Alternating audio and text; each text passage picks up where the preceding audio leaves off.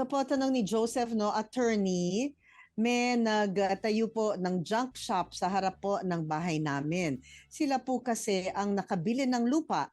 Kaso nakakaabala kasi yung mga kalakal at minsan ito po ay nagkukos nga ng traffic sa lugar namin.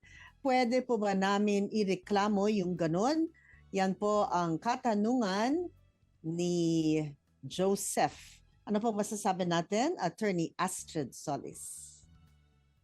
Para naman po kay Sir Joseph, maaari po kayong magsampa ulit ng reklamo katulad po kanina, lalo na po kung ang operasyon po ng junk shop ay nagdudulot na ng istorbo o um, mga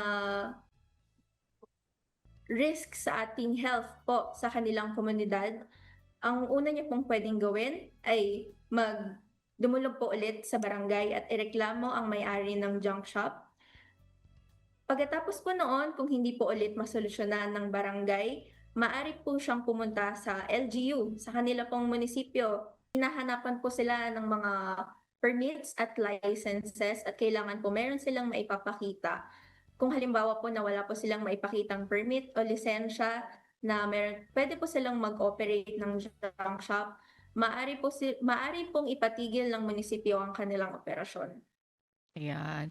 Pero suggestion din lang natin, Miss Jackie, baka pwede muna kayo mag-usap para kasi yung magkapit-bahay kapag ka nagkakaroon ng problema, di ba, di nag-uusap, hindi maganda, hindi healthy.